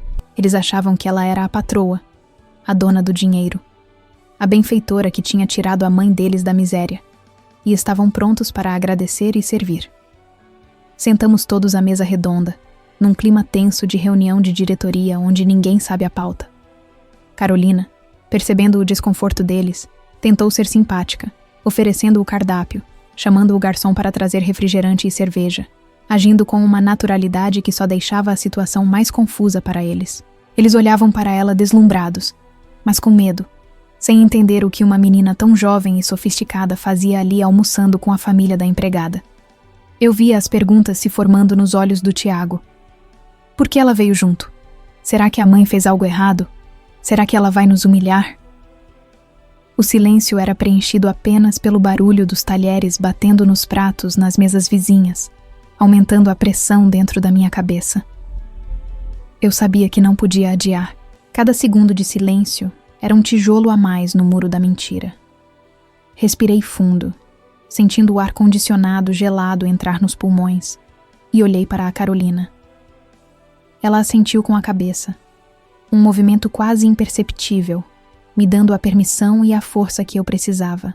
Coloquei as mãos sobre a mesa, espalmadas, sentindo a toalha branca e fria sob as palmas suadas, e olhei para cada um dos meus filhos, gravando os rostos deles na minha memória caso aquela fosse a última vez que eles me olhassem com amor. Meus filhos, eu preciso conversar sério com vocês, comecei. E a minha voz saiu mais firme do que eu esperava, a voz da gerente Louvain se misturando com a voz da mãe Louvain. Eu chamei vocês aqui porque não aguento mais viver de metades. Vocês olham para mim e veem que eu mudei, que estou melhor, que tenho dinheiro. Mas vocês acham que isso é sorte, ou que é bondade de uma patroa rica. Fiz uma pausa, vendo eles concordarem com a cabeça, hipnotizados. A verdade é que eu não sou governanta. Eu não limpo o chão para ninguém em São Paulo. Eu sou gerente de logística numa multinacional. Eu tenho uma equipe, eu tenho uma sala, eu ganho o meu dinheiro pelo meu trabalho e pela minha inteligência. Vi o queixo do Lucas cair e os olhos do Tiago se arregalarem. A notícia do sucesso profissional já era um choque, uma ruptura da imagem da mãe sofredora que eles tinham. Mas essa era a parte fácil. A parte difícil vinha agora. Eu estiquei a mão trêmula em direção a Carolina, que estava sentada ao meu lado, e ela segurou a minha mão imediatamente, entrelaçando os dedos com força em cima da mesa, à vista de todos. O gesto foi como um raio caindo no centro da churrascaria. Os olhos dos meus 3 filhos desceram para as nossas mãos unidas e depois subiram para os meus olhos, num movimento sincronizado de incredulidade absoluta. E a Carolina? Continuei, sentindo o coração bater na garganta como um tambor de guerra. Ela não é minha patroa. Ela não é a filha dos meus chefes. A Carolina é a mulher que vive comigo. Ela é a minha companheira, a minha namorada. Soltei as palavras no ar, pesadas e definitivas, e fiquei esperando a explosão. Eu sei que é difícil de entender. Eu sei que ela é jovem, que ela é de outro mundo, que eu sou mãe de vocês. Mas eu nunca fui tão feliz na minha vida inteira. Eu descobri o amor com ela, um amor que me respeita, que me impulsiona, que me faz ser essa mulher que vocês estão vendo agora. O silêncio que se seguiu foi ensurdecedor, denso, palpável. Parecia que alguém tinha sugado todo o oxigênio da mesa. O Tiago ficou pálido, a boca entreaberta, olhando de mim para a Carolina e de volta para mim, como se o cérebro dele tivesse dado um curto-circuito. O Pedro, o caçula, soltou uma risada nervosa, curta, achando que era piada, mas parou imediatamente ao ver a seriedade no meu rosto. O Lucas baixou a cabeça, encarando o prato vazio, as orelhas ficando vermelhas como pimentão. A Carolina, corajosa como sempre, quebrou o gelo, falando diretamente com eles, mas sem soltar a minha mão. Eu sei que é um choque para vocês. Eu sei que eu sou nova e que tudo isso parece loucura. Mas eu amo a mãe de vocês mais do que tudo. Eu vi a Louvain renascer. Eu vi ela se tornar gigante. E eu só estou aqui porque eu quero fazer parte da vida dela por completo. E a vida dela são vocês.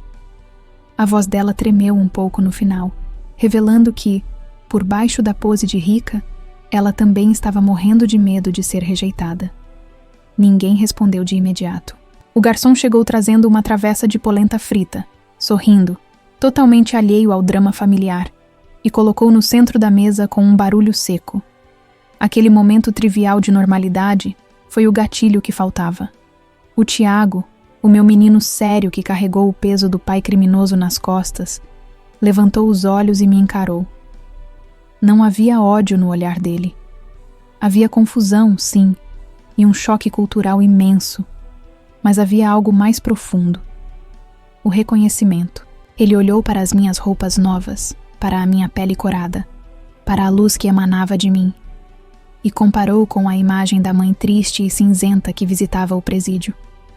Ele olhou para as nossas mãos unidas, respirou fundo soltando o ar pelo nariz como um touro cansado, e pegou o copo de cerveja.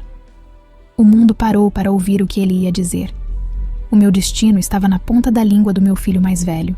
Eu apertei a mão da Carolina tão forte que achei que ia quebrar os dedos dela, esperando a sentença, rezando para que o amor fosse maior do que o preconceito. Tiago girou o copo de cerveja gelada entre os dedos calejados, olhando para as gotas de condensação que escorriam pelo vidro, prolongando aquele suspense insuportável que fazia o meu estômago revirar. Quando ele finalmente levantou a cabeça e encarou a Carolina, não foi com hostilidade, mas com uma seriedade avaliadora de quem negocia a coisa mais preciosa que tem. Ele disse com a voz rouca e embargada que passou os últimos 10 anos vendo a mãe chorar pelos cantos, vendo a mãe ser humilhada em fila de cadeia, vendo a mãe comer resto para dar carne para eles. Ele falou que muitas vezes, deitado na cama à noite, rezava para Deus tirar aquele peso das minhas costas, para aparecer um milagre que me fizesse sorrir de novo, porque ele sabia que eu estava morrendo um pouco a cada dia naquela casa úmida da vila. Ele olhou fundo nos meus olhos, ignorando as lágrimas que já escorriam livremente pelo meu rosto, e disse que não importava se o milagre era um homem, uma mulher ou um anjo, desde que fosse verdadeiro. Ele confessou que, quando me viu entrar no restaurante, tomou um susto porque não reconheceu a própria mãe, não pela roupa chique ou pelo cabelo arrumado, mas pela luz que saía de dentro de mim, uma luz que ele achava que tinha se apagado para sempre quando o pai foi preso. Tiago soltou um suspiro longo, como se estivesse largando um saco de cimento no chão, e disse a frase que me libertou. Se ela te faz rir desse jeito, mãe, e se ela te trata como rainha, que é o que a senhora merece, então ela é bem-vinda na nossa família. Eu só quero ver a senhora feliz. Chega de sofrimento. Aquelas palavras simples, ditas com o sotaque arrastado da periferia e a honestidade bruta de um filho amoroso, desataram o nó que prendia a minha garganta, e eu solucei alto, sem me importar com os olhares das outras mesas. O Lucas, que estava calado até então, limpou a garganta e completou o raciocínio do irmão com uma observação que me doeu e me curou ao mesmo tempo. Ele apontou para as nossas mãos entrelaçadas em cima da mesa e disse que nunca, em 30 anos de casamento, viu o pai segurar a minha mão daquele jeito, com tanto cuidado e orgulho. Ele disse que o pai sempre me tratou como propriedade, como empregada, e que ver alguém me tratando com carinho, mesmo sendo uma mulher mais nova, fazia ele sentir que a justiça estava sendo feita. O Pedro, o meu caçula debochado e leve, quebrou a tensão dramática com o jeito moleque dele, levantando a taça de refrigerante e abrindo um sorriso largo. Ele brincou dizendo que agora entendia por que eu estava tão chique, que eu tinha arrumado uma sugar mommy ao contrário, e que se a Carolina quisesse adotar 3 marmanjos também, eles estavam aceitando mesada. A piada foi infame, mas foi o alívio cômico que precisávamos. Todos riram. Uma risada nervosa que foi relaxando os ombros e dissipando a nuvem de constrangimento que pairava sobre o churrasco. A Carolina riu junto, com lágrimas nos olhos, visivelmente emocionada por não ter sido escorraçada, por ter sido acolhida por aqueles homens rudes que, no fundo, só queriam proteger a mãe. O almoço seguiu com uma atmosfera surreal de descoberta e adaptação, onde 2 mundos completamente opostos tentavam encontrar uma linguagem comum. Os meninos, curiosos, começaram a bombardear a Carolina com perguntas sobre São Paulo, sobre o trabalho, sobre como nos conhecemos, uma versão editada, claro, pulando a parte da traição virtual. Eles ficaram fascinados ao saber que ela estudava moda, que morava nos jardins, e olhavam para ela como se fosse uma alienígena bondosa que tinha pousado na terra para salvar a matriarca. E ela, com uma paciência e uma doçura infinitas, respondia a tudo, servindo carne para eles, enchendo os copos, agindo com uma naturalidade que foi conquistando a confiança desconfiada deles garfada a garfada. Eu fiquei ali, no meio daquele fogo cruzado de afeto, apenas observando e comendo a polenta frita que agora tinha gosto de vitória. Ver a minha namorada rica conversando sobre futebol com o meu filho borracheiro. Ver o meu filho estudante rindo das histórias da faculdade dela. Ver essa mistura improvável de classes e vivências acontecendo por minha causa me fez sentir uma paz absoluta. Eu percebi que o amor não destrói famílias, como dizem os conservadores. O amor, quando é verdadeiro, expande as famílias, cria pontes onde antes só existiam muros.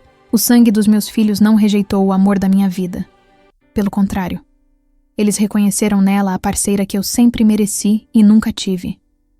Lá pelas tantas, o Tiago, jamais solto por causa da segunda cerveja, fez uma pergunta séria para a Carolina, olhando-a fixamente. Ele perguntou se ela sabia o que estava fazendo, se ela tinha noção de que eu já tinha sofrido muito e que o meu coração não aguentava mais brincadeira. Ele avisou, com um tom de irmão mais velho protetor, que se ela me magoasse, se ela me usasse e jogasse fora, ele ia até o inferno atrás dela. Em vez de ficar ofendida ou assustada, Carolina sustentou o olhar dele e prometeu, com a voz firme, que a única intenção dela era me fazer feliz até o último dia da minha vida. Aquela promessa, feita de mulher para homem, selou um pacto de respeito mútuo entre eles. Quando a conta chegou e a Carolina puxou o cartão preto sem nem olhar o valor, o Pedro assobiou baixinho, impressionado, e o Lucas balançou a cabeça rindo, dizendo que a mãe tinha vencido na vida mesmo. Eu paguei a minha parte e a dos meninos, fazendo questão de mostrar que eu também tinha o meu dinheiro, que aquilo era uma parceria e não um sustento, reafirmando a minha nova posição de independência. Saímos da churrascaria abraçados, uma família estranha e moderna, atraindo olhares curiosos na calçada da Avenida Ipiranga. Mas eu não me importei. Eu tinha a minha mulher de um lado e os meus filhos do outro. Eu estava blindada contra qualquer julgamento. A despedida foi no estacionamento. E dessa vez, o abraço foi diferente, mais leve, sem o peso do medo e do segredo.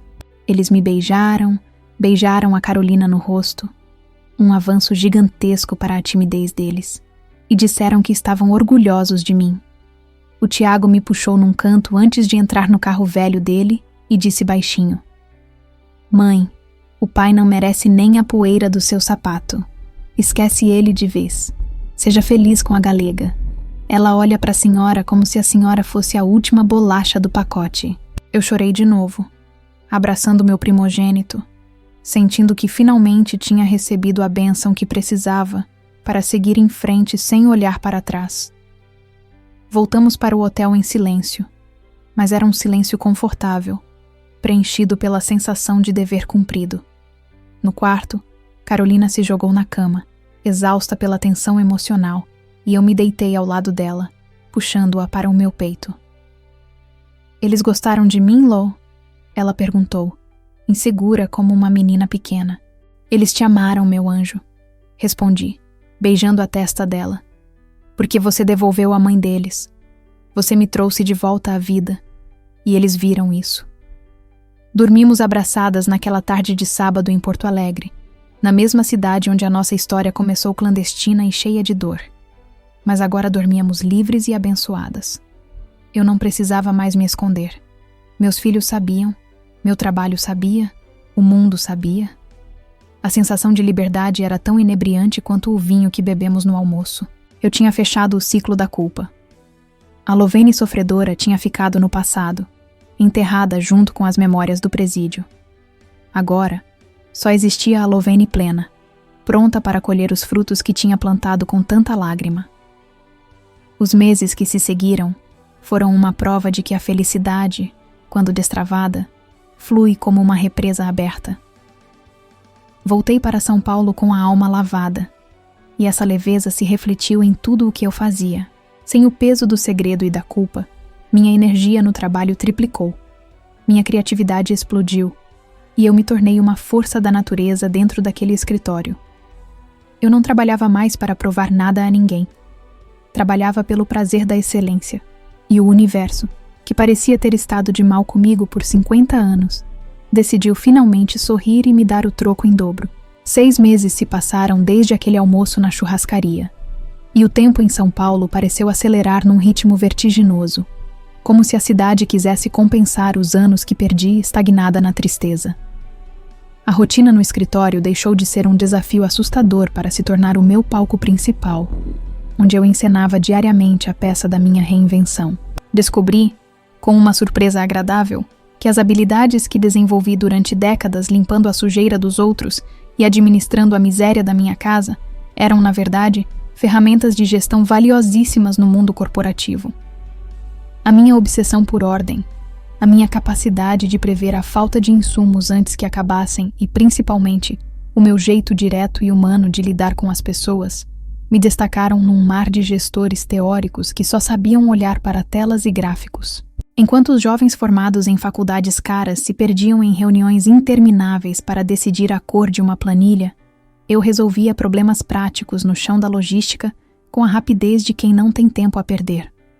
A minha mesa, antes num canto discreto, virou um ponto de referência no departamento, uma espécie de oráculo onde estagiários e até gerentes vinham buscar a solução da Dona Louvain. Eu não usava termos técnicos em inglês, não falava em budget ou deadline, eu falava em desperdício, em bom senso, em fazer o trabalho render, e essa linguagem simples e eficaz começou a gerar resultados que chamaram a atenção da diretoria. Eu economizei milhares de reais para a empresa apenas reorganizando o sistema de compras de material, cortando excessos que ninguém via, aplicando a mesma lógica de economia doméstica que eu usava para fazer o salário do Juliano durar o mês inteiro. A diferença é que aqui, essa economia não virava apenas comida na mesa, virava lucro, e lucro é a língua que os patrões entendem e respeitam. Numa tarde de sexta-feira cinzenta, típica da garoa paulistana, fui chamada à sala da diretoria. O meu coração, treinado pelo trauma, ainda deu aquele salto antigo de medo, achando que tinha feito algo errado, que a farsa tinha acabado e que eu seria mandada embora. Caminhei pelo corredor acarpetado, sentindo o frio na barriga, ajeitando o blazer, repassando mentalmente todas as minhas ações da semana.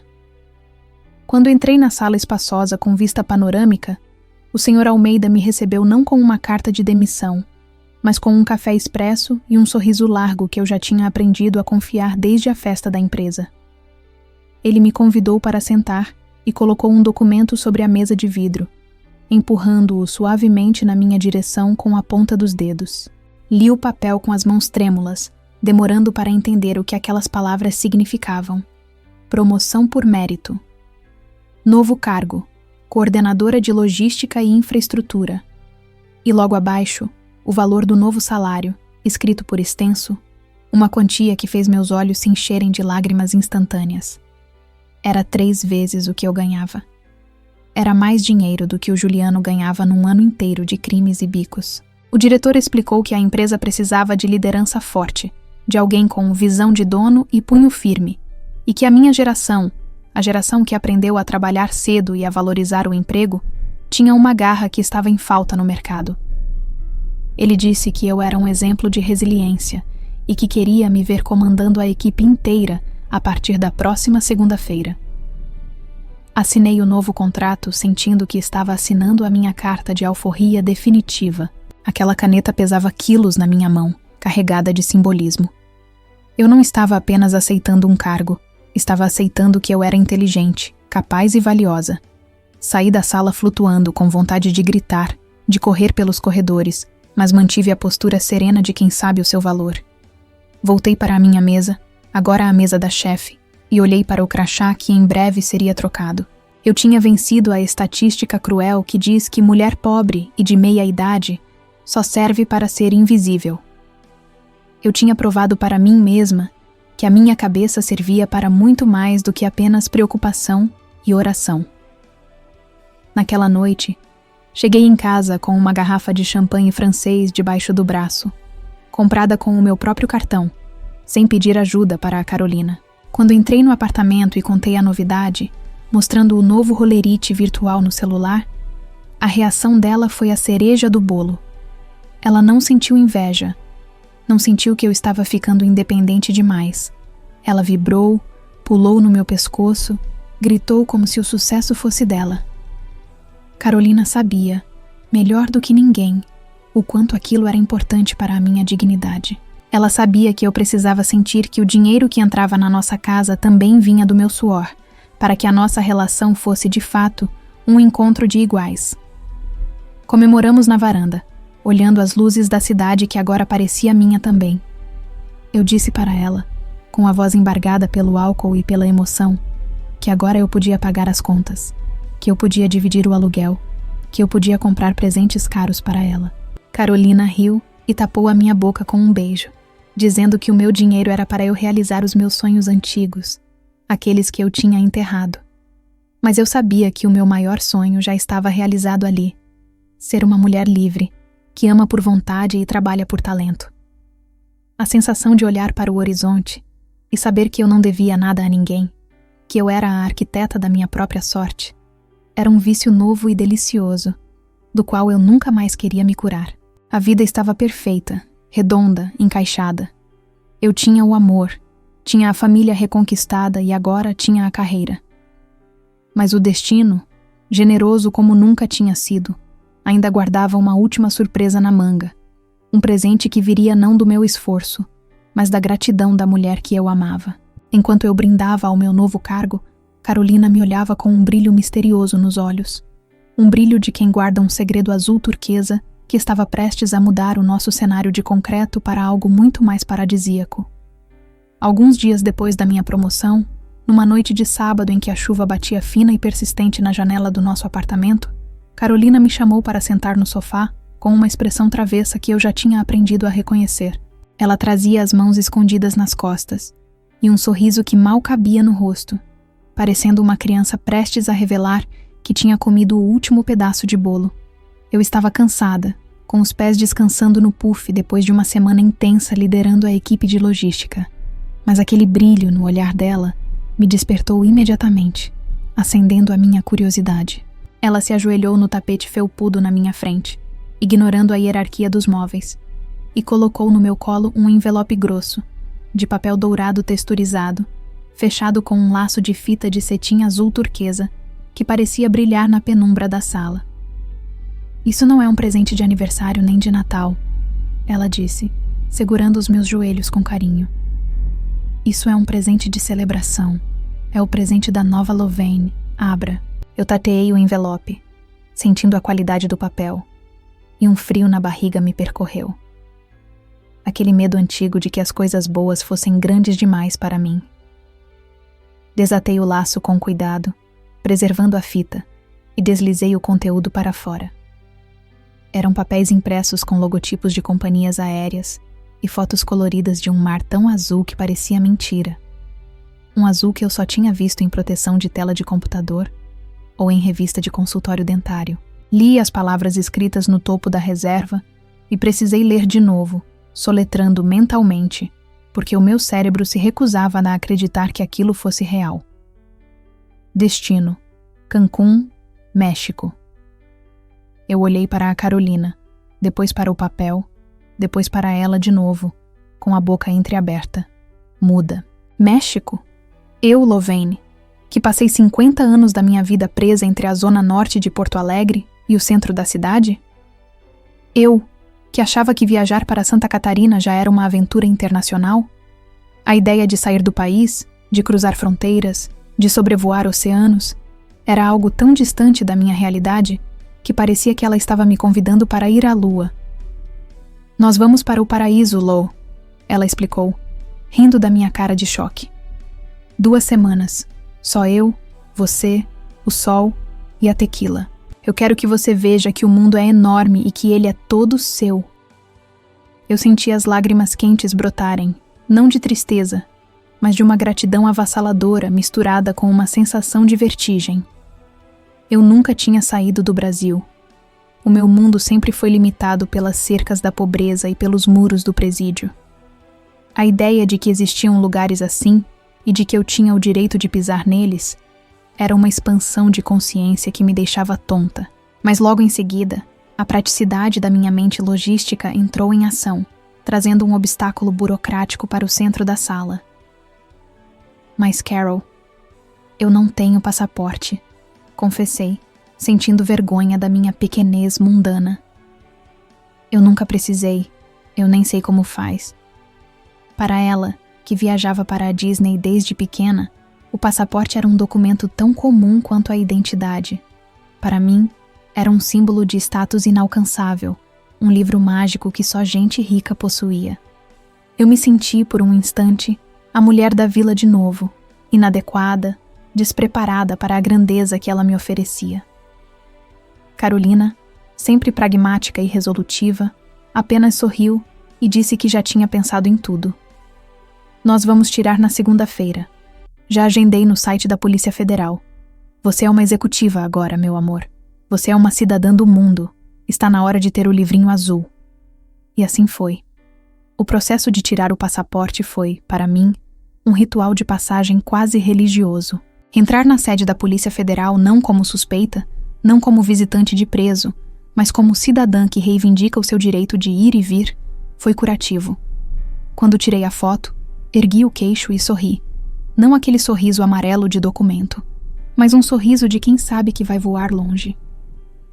Quando o passaporte chegou, dias depois, eu fiquei segurando aquele caderninho azul escuro com o brasão da República dourado na capa, como se fosse uma joia. Abri e vi a minha foto, o meu nome, e as páginas em branco esperando pelos carimbos. Aquilo era a prova física de que as fronteiras que me prendiam eram imaginárias, construídas pelo medo e pela falta de oportunidade. Eu passei a noite acariciando a capa do passaporte, imaginando os carimbos que viriam, sentindo que aquele objeto pequeno pesava mais na minha história do que qualquer escritura de casa. A preparação para a viagem foi uma festa à parte. Fomos comprar biquínis e roupas de praia, e eu tive que enfrentar outro fantasma, o da minha própria imagem. Eu olhava para o meu corpo de 50 anos no espelho do provador, com as marcas das gravidezes, as estrias, a gravidade agindo, e me comparava com a juventude perfeita da Carolina. Tive medo de ficar exposta na praia ao lado dela, medo de parecer a velha, ridícula, mas Carolina, com sua sabedoria amorosa, escolheu maiôs elegantes e saídas de praia que me faziam sentir uma diva de cinema antigo, e me garantiu, beijando cada uma das minhas inseguranças, que eu seria a mulher mais linda de Cancún. O dia da viagem chegou com um sol radiante, como se o clima de São Paulo quisesse nos dar a bênção de partida. Chegar ao Terminal 3 do aeroporto de Guarulhos, o terminal internacional, foi uma experiência sensorial avassaladora. O teto alto, as vozes falando em inglês, espanhol, francês, o cheiro de café caro e perfume importado no duty free. Eu caminhava empurrando a minha mala nova de rodinhas, segurando a mão da Carolina, e me sentia numa dimensão paralela. Eu não era mais a faxineira que olhava os aviões passarem no céu e imaginava quem eram as pessoas sortudas lá dentro. Eu era a pessoa sortuda lá dentro. Passar pela imigração, entregar o passaporte para o agente federal, ouvir o barulho seco do carimbo batendo na folha, foi o som da liberdade definitiva. "Boa viagem, senhora", disse o agente devolvendo o documento. Eu quis abraçá-lo. Eu quis gritar. Eu tinha passado. Eu estava oficialmente saindo do Brasil. Olhei para a Carolina, que já estava do outro lado da catraca, me esperando com aquele sorriso de quem sabe que realizou um sonho, e corri para ela, abraçando-a no meio do corredor de embarque, chorando de emoção. Entramos no avião gigante, um daqueles com 2 corredores, e nos acomodamos nas poltronas espaçosas. Quando a aeronave começou a correr na pista, ganhando velocidade, sentindo a força das turbinas empurrar minhas costas contra o assento, eu fechei os olhos e vi um filme da minha vida passar em alta velocidade. Vi a casa úmida, vi o rosto agressivo do Juliano, vi a fila do presídio, vi o quarto roxo, vi o escritório, vi os meus filhos. E então, senti o momento exato em que as rodas deixaram o chão. O avião subiu, furando as nuvens, deixando a gravidade e o passado para trás. Eu abri os olhos e olhei pela janelinha. Lá embaixo, o mundo era pequeno, organizado, distante. Eu estava voando sobre o continente, rumo ao Caribe, rumo a águas turquesas que lavariam os últimos resquícios da minha dor. Apertei a mão da Carolina e ela beijou os meus dedos. "Pronta para o paraíso?" ela perguntou. "Eu já estou nele", respondi, olhando para ela. O México era o destino geográfico, mas o meu verdadeiro destino, o lugar onde eu sempre quis chegar, era aquele estado de paz e amor próprio que eu tinha finalmente conquistado. E a viagem estava apenas começando. O Caribe nos recebeu não com um abraço, mas com uma explosão de cores que os meus olhos, acostumados ao cinza do concreto e ao marrom da terra batida, demoraram a processar. Quando abri a cortina do nosso quarto de hotel em Tulum, na primeira manhã, tive que piscar várias vezes para acreditar que aquele azul turquesa brilhante, quase neon, não era um efeito de computador, mas a própria natureza se exibindo em sua forma mais gloriosa. O mar se estendia até o infinito, calmo e transparente, beijando uma areia tão branca e fina que parecia talco, cercado por uma vegetação verdejante que cheirava a vida e frescor. Eu fiquei parada ali, de roupão, com a mão no vidro da varanda, sentindo as lágrimas escorrerem silenciosas, não de tristeza, mas de uma reverência profunda diante da beleza do mundo que eu tinha sido privada de conhecer por tanto tempo. Passaram-se 2 meses desde que chegamos, num período que decidimos chamar de nosso sabático de amor, um tempo suspenso fora da realidade cronometrada de São Paulo. A rotina aqui era ditada pelo sol e pelas marés, não por relógios de ponto ou planilhas de Excel.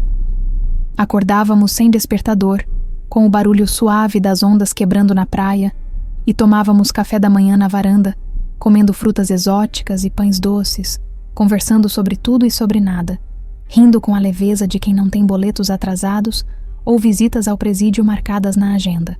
A cada dia que passava, eu sentia que uma camada da minha pele antiga, aquela pele grossa e calejada pela dor, ia descascando e caindo, dando lugar a uma pele nova, sensível ao toque, bronzeada pelo sol e banhada em água salgada.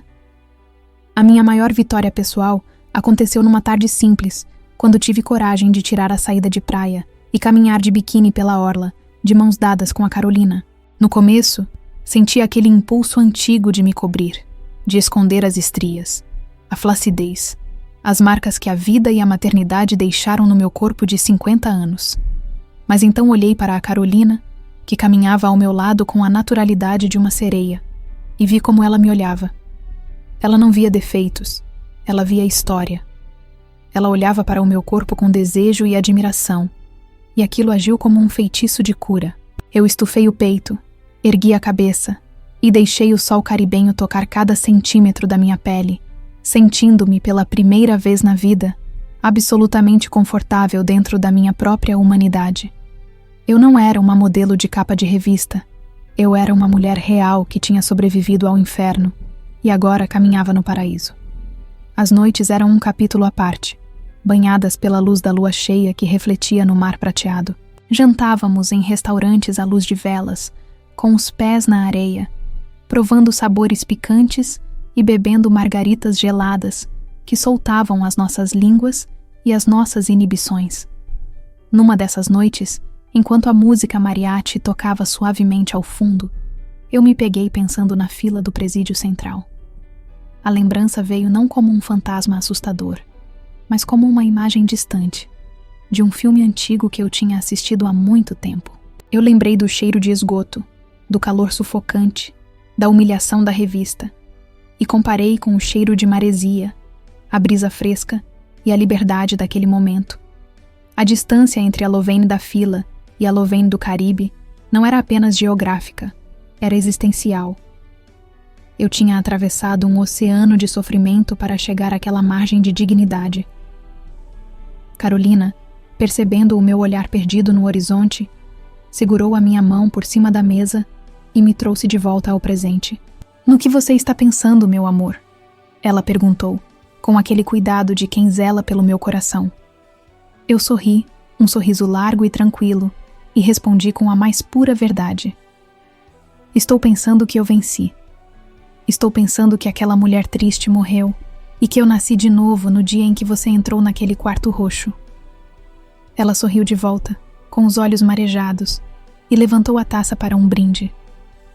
"A nossa liberdade, Lou, e ao fato de que nunca é tarde para ser quem a gente nasceu para ser." Na nossa última tarde, descemos para a praia para ver o pôr do sol.